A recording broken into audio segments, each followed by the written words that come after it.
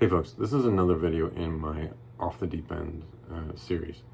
And in this one, I am literally spitballing. I have an idea that I've never verbalized before. So I'm just gonna torture you guys with me verbalizing it. Because it's an idea that seems to be the missing link that ties together a lot of my other ideas. So if you've watched any of my other stuff where I've talked about light, I've talked about gravity, and I've talked about memory, and I've talked about life, where all that kind of comes from, and I have a lot of other theories that are in the works that are coming out. But it seems like the common denominator between all of them is intention. And I've bridged that before. I've mentioned intention before.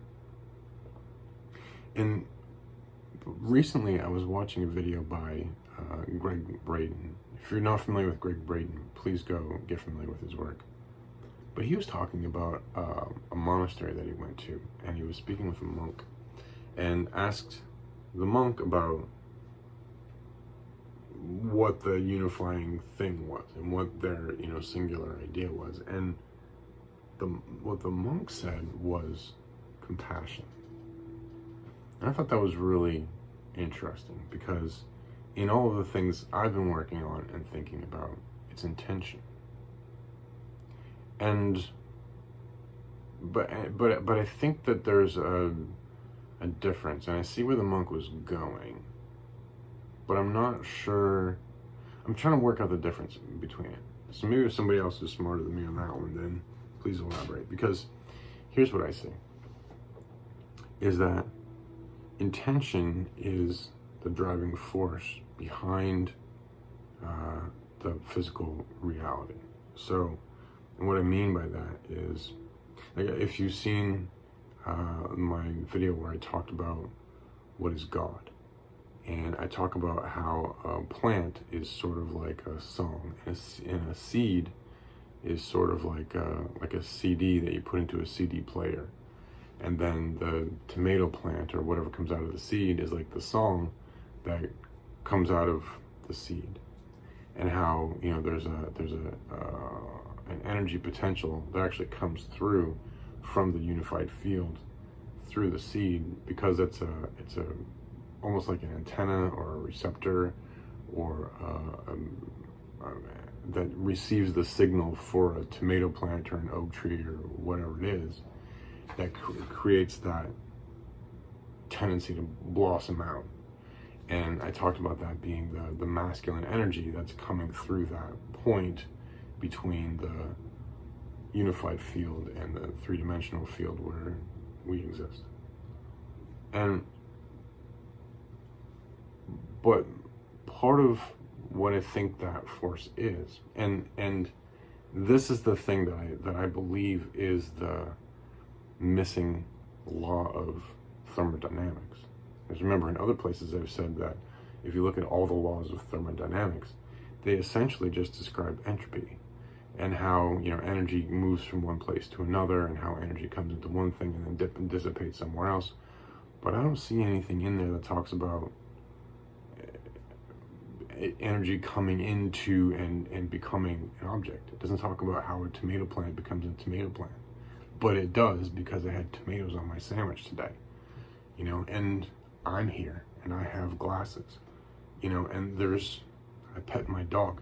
So there are things, so it can't all be entropy all the time, because nothing would ever happen. Everything would just like fall apart and disintegrate, but new things come out all the time.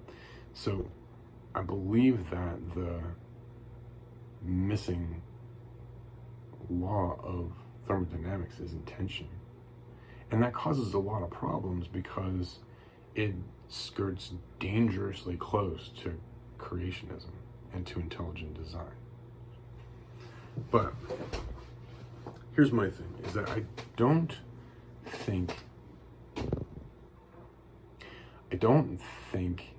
that intention is intelligent in the way that we think of as intelligent. And I don't think that it validates the intelligent design theories in the way that intelligent designers would like it to. So, here's what I mean by that. Is that the intelligent designers would like to be able to say that, God, the old dude with the white beard, spoke everything into existence and created the whole world in literal 6 days. I'm not even going to unpack that, but what if part of the problem with that interpretation of the original scriptures is that, we've come at it from our Western frame of thinking, and we've taken something that they were trying to tell us and just superimposed our own archetypes on the story, but that it was never meant to be, the reality or the original intent of the story. So what if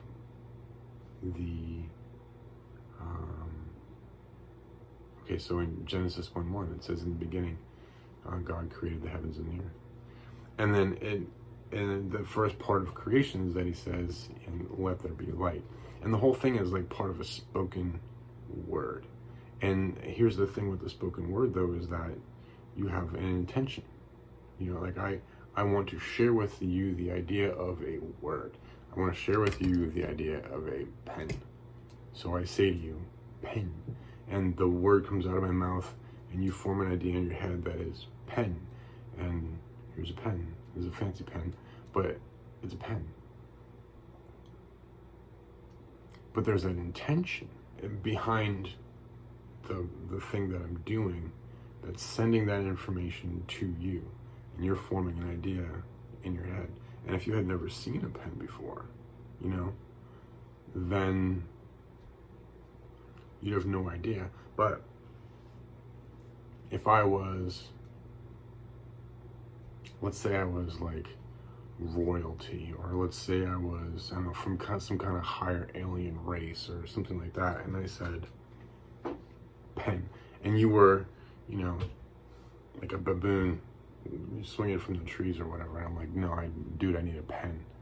And I kept working with you and working with you and working with you and working with you until you kind of finally got the concept, and then you could like make me a pen. That's the intention that I'm talking about. Now, it's really hard to separate that, like I said, from intelligent design and from creation theory, but I think it's critical to, because it's the only thing that kind of makes sense, like there has to be an intention in the tomato seed in order for it to become a tomato plant. So the question becomes then, where is that intention coming from? Is it coming from the unified field and coming through that point, So it's almost like a pressure.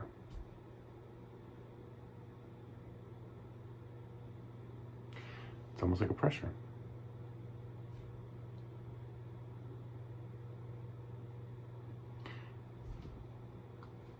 Yeah. It's almost like a pressure. Could intention be the residual pressure from what we think of as the Big Bang? But the Big Bang that would mean that the Big Bang was a bang of consciousness and not matter. Oh my God, that fucking hurt my head.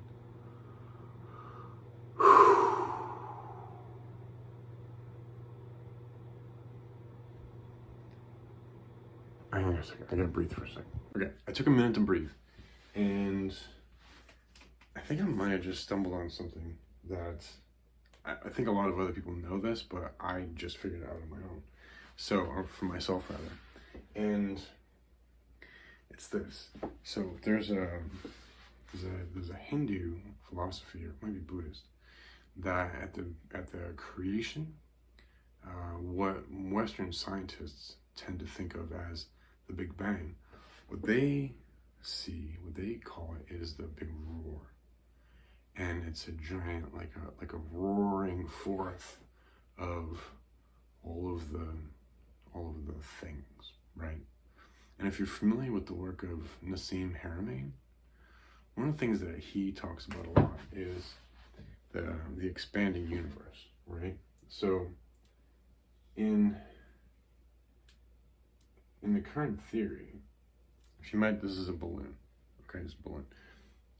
If you imagine that the universe is a balloon, and on this balloon are the planets and the stars and the galaxies and all this other kind of stuff. So the surface of the balloon is sort of like space-time in a way. It doesn't fit into with my theory of gravity, but if my theory of gravity works, then this would be a solid balloon, if you will, okay? But what's happening is that as that's expanding, then these are getting farther and farther apart from each other, right? Have you seen those models where if somebody's blowing in here into the balloon and it's expanding out, then the outside of the balloon is expanding out. So therefore the galaxies are getting farther away from us, and we're maybe over here somewhere. So these ones are getting farther away from us at a different rate than how far away those are getting at us, okay? I'm not going to go all the way into that right now. So what Nassim Haramein asks, though, is in a lot of these textbooks, like the standard textbooks of physics, they show a picture of a guy, and he's blowing in this thing. I can't, my chin's really no good. But it's supposed to be a dude. It's supposed to be a dude, okay? It's supposed to be a dude. He's blowing into this, and the question that he asks is, who's this guy? Who is that? Where does that come from, right? And in the Hindu tradition, and in that religious tradition, that's the original force. That's the great roar. It's not just a Big Bang that kind of came from nowhere. It's a great roar that like rumbled out and went all the way through, okay? So the realization that I just had is that same concept, that is intention. And this person, and if you can imagine, this isn't blowing air into a balloon. This is blowing consciousness into space-time.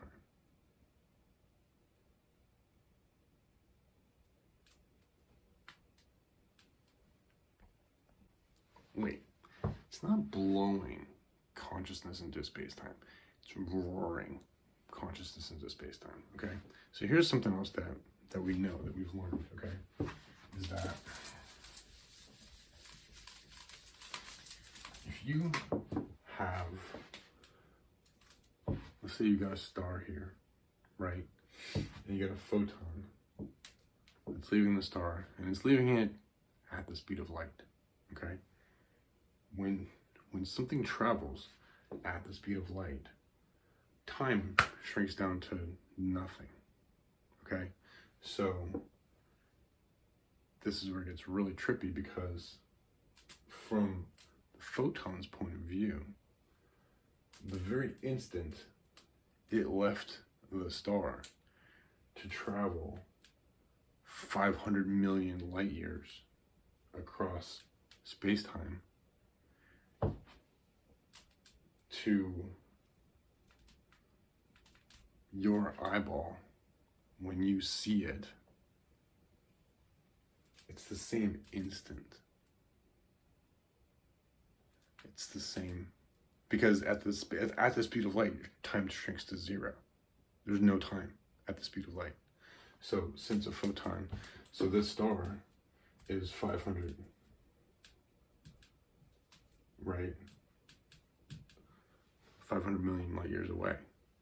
I don't know, pick a number. It could be any number. It doesn't matter. When you see that photon, when you see a star at night, it's leaving that instant. even though it's 500 million light years away. Because, which brings up an interesting question about consciousness. Oof. It brings up an interesting question about consciousness, because what consciousness is doing maybe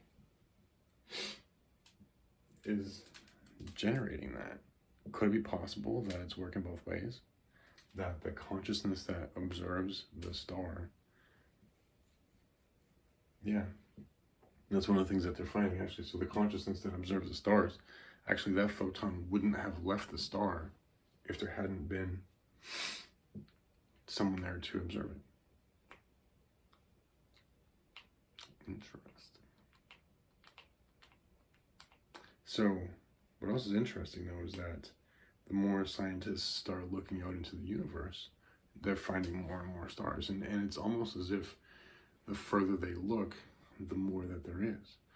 And it's because it is infinite, and they want to find different things. So, there are potentials that are happening out there, but they don't get rendered into our three-dimensional space until somebody's physically observing it. And that's the part that is this tremendous aha moment that I just had, is that's what the roar is. That's the thing, that's the balloon. It's not a big bang. It's a continuous, infinite roar, roaring consciousness into space-time. And as that consciousness goes into space-time, it swirls out. It swirls out in all these different places. Like this. Just like when you're blowing, if you sneeze, and everything just kind of blows in all over the place. But like at the end of each one of these circles is a point of consciousness. And that's you. That's you right there. Right? That's me over here. Okay? And this actually ties into another interesting theory of time, is that we often think of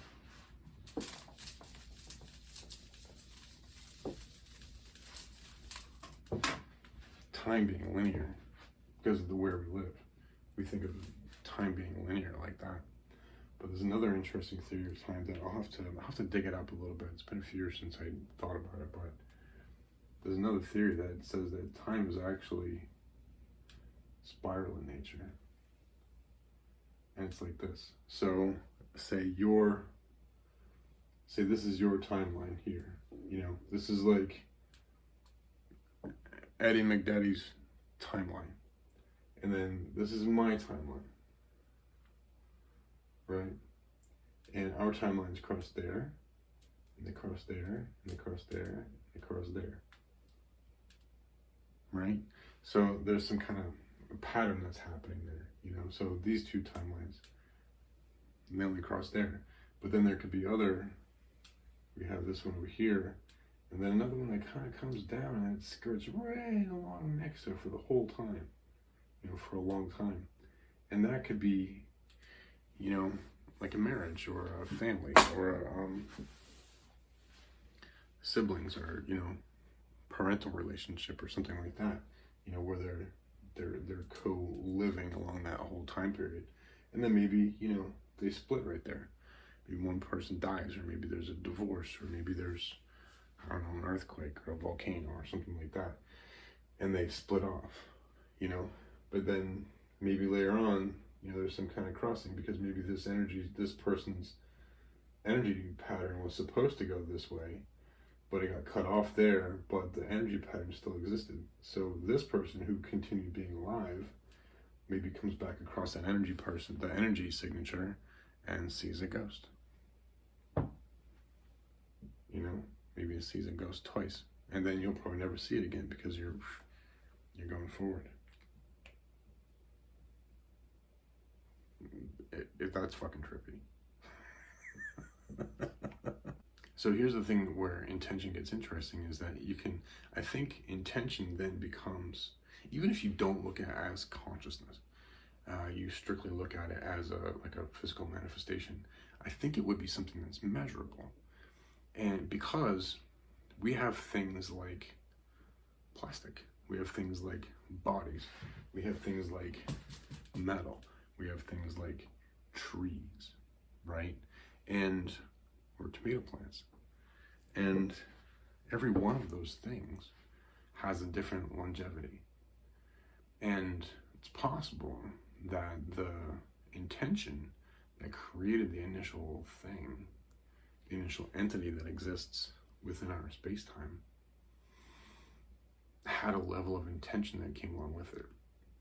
So, for example, an oak tree has much stronger intention than a tomato plant, or at least the trunk of the tree, the wood of the tree, the thing that produces the tree maybe has a stronger intention, because you could make the argument that possibly a tomato plant has stronger intention because the tomato plant has all this fruit that produces all these seeds, and every year it's just like spreading more and more and more and more and more and more and more. Whereas an oak tree is going to produce, one tree and a bunch of seeds, and not all of them are going to grow, but and it's going to take hundreds and hundreds of years to grow an oak forest. Whereas, if you just threw some tomato seeds in a field, in a couple of years, you'd have a field full of tomatoes, right? So which one has the stronger intention? I don't know, but it's worth considering. But in my house, right now, check this out. See that door right there? That door. This house was built in 1910. 1911. This house was built in 1911. That door has been there since 1911. That's how long that door has been there. It's been there for 110 years. 110 years. That door's been right there. And it's still just completely rock solid. So the tree that grew had to have had an incredibly high level of intention in order for that to still exist, right? So it has to do with the longevity of a thing. So if I'm honest, the thing that comes out of all this, the one idea I can't get away from, is I don't even want to say it. I really don't even want to say it, because it goes back to intelligent design. And I know that no matter how I splice this, somebody's, or slice this, or serve it up, or whatever, somebody's going to say, aha, God. And I just don't think that's right. It's too easy. It has to be, it's got to be something else. Why it has to be something else, I don't know. Maybe that's an ego thing that I need to check myself on. I really don't know what that problem is. But I honestly, for the life of me, don't see how it can possibly be anything else. I mean, what else could it be? What else could it be besides intention? And here's how you can measure intention too. Look at all these books. Somebody had a great deal of intention and took the time to write down those books. And those books are going to last for years and years and years. Somebody had, intention to grab oil from under the ground and convert it into things. And except for the oil that we burn off, to create energy, a lot of that lasts for a long, long time. There's stuff all over the place in here that's plastic.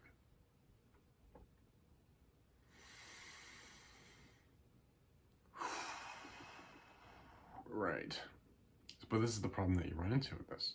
And this is the other problem that you run into with my theory of everything, is that, or my gravity theory rather, is that once you start looking at my gravity theory and you start to understand that we live in a holographic universe, and that our bodies are moving around as atoms that are being refreshed at the atomic level, almost constantly, and vibrating so rapidly that they seem like they're actually solid. And if that's true, then it's your mind, your consciousness, interrelated between your gut and your heart and your mind, that's moving all of those atoms. which is really interesting because recently I had a meditation experience where I'd gotten deep down into meditation. And what I experienced was, maybe what I experienced was intention. Oh my God. Oh. Okay, so if you study the work of Joe Dispenza, right, he does all these meditations and stuff like that, and he talks a lot about, using the energy of the body, refocusing the energy of the body, and using your own energy to heal things, and healing it through the power of, not the power of, but through the techniques of changing your mind and changing the way that you think. And one of the things that he talks a lot about is how some people will, when they're in their meditation practices, they'll feel like a surge of energy that runs through their body. And I didn't really buy it, until one day, holy shit, I was deep down in my meditative trance. Because when I meditate, it doesn't happen every time, but it happens frequently. I'll get to a point where my entire body just feels like it's made out of stone. Like I could not possibly lift it, which is another interesting thing that I'll come back to in another video. But what I found out is while I was there, while I was in that place where my body felt like so completely heavy, I was practicing generating a sensation of gratitude. So I, just like put a smile on my face, and I had that feeling of gratitude. And I was just sitting there in gratitude while my body was just, felt like it was completely made out of stone.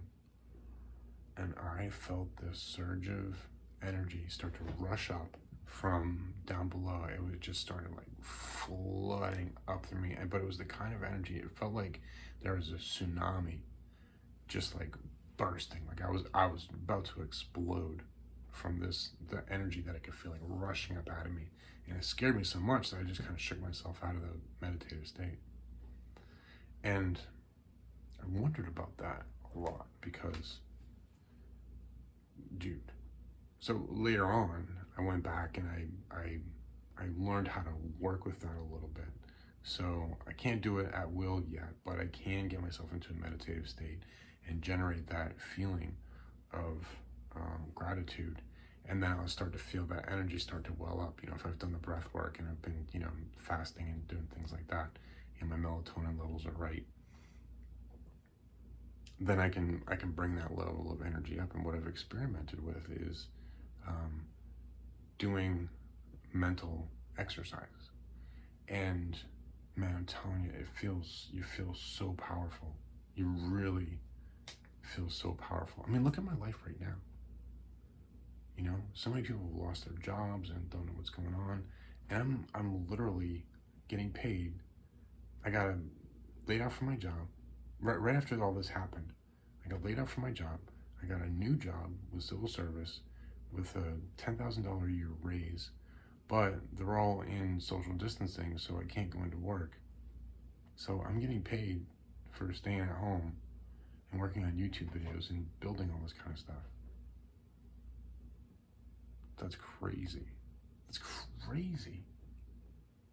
But I believe that it's all because of, I tapped into that energy thing, and it's that intention that's driving out forward. And it can be the intention that comes from my own mind that's like, I'm gonna go and create all this stuff out into the world. It's interesting. So here's a question for you.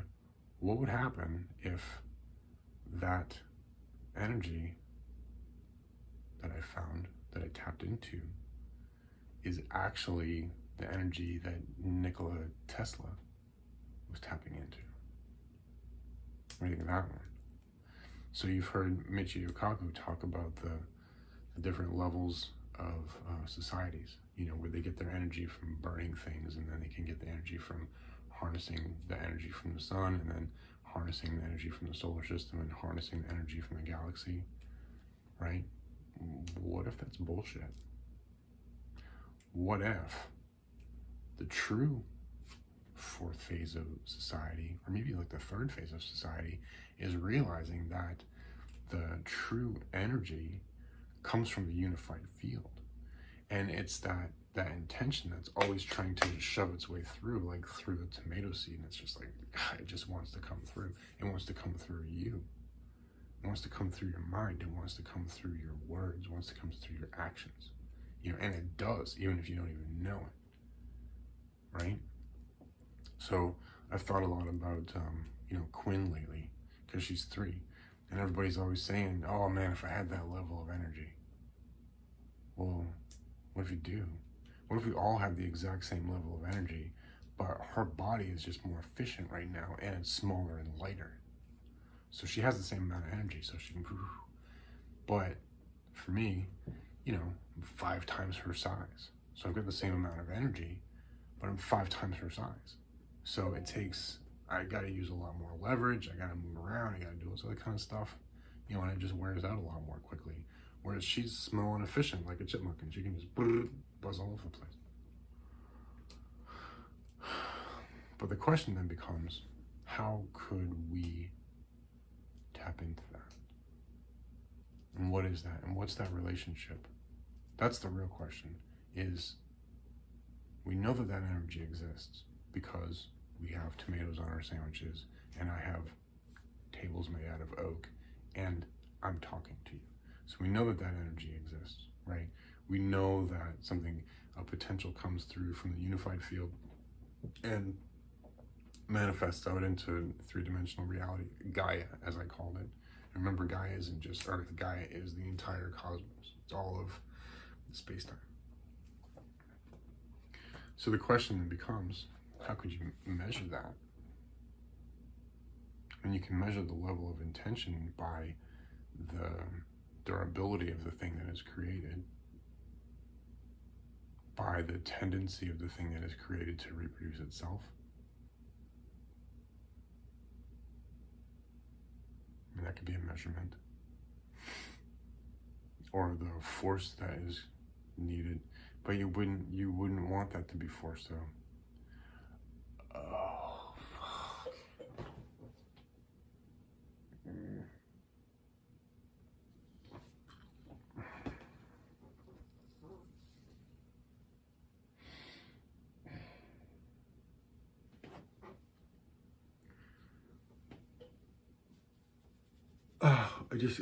I just got it.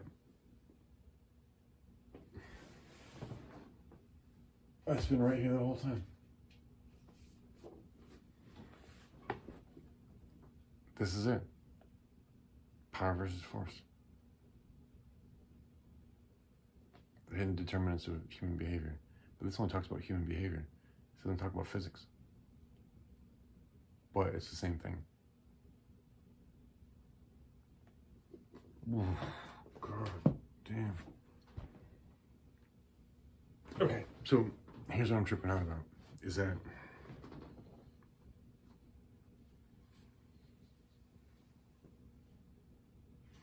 in this book, the theory is, this talks about like different levels of consciousness and how people who operate in a place of fear and shame are operating at a lower level of consciousness than people who operate at, courage and ambition, right? And because when you're in fear and shame, you're just kind of like coil away. You're not really going to be able to do anything. But when you get into courage, that's when you're going to be able to make some changes. If you get all the way up to love, that's when you're going to be able to really make some changes. So you gain more power, right? So if you look at somebody like Jim Carrey, for example, he lives in a place of love, and he lives in a place of laughter, and he lives in a place of high vibration all the time. And so that would be power. Whereas if you look at somebody like Donald Trump, he lives in a place of force, and he's always trying to shove things through, and he's trying to get things done, and he's just like miserable and unkind and just unpleasant and just, he gets things done, but nobody's happy about it. Nobody likes him, So that then would be what it talks about in the Tao, because like everything in the Tao is, the Tao Te Ching, is about how to not be Donald Trump, and how to be Jim Carrey, maybe, or Barack Obama, But the thing is that what tripped me out is that if we think of, oh my God, this is gonna be so fucking dangerous.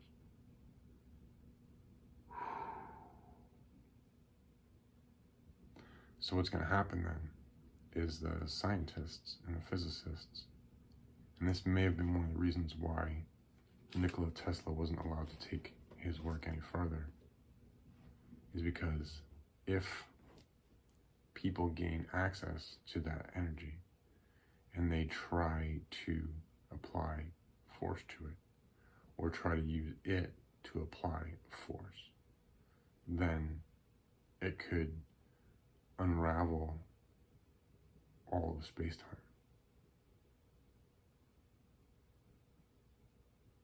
Whereas if you want to preserve space-time, you would have to respect it as a power and let it come through on its own. It's like the same thing that you can't, if you want a tomato plant to grow faster, you can't pull on it.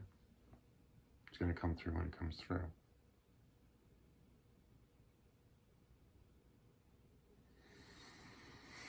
Anyway, that's a lot of deep thoughts. I need to go to bed. So, I'm going to ponder on that some more. If you think of anything with this, do reach out to me. Again, this is only supposed to be like a brainstorm session. So, let me know what you think. I'd love to get some feedback. So, like, share, subscribe, all that kind of cool stuff. I'm dog tired. I love you guys very much. I'll talk to you soon. Bye.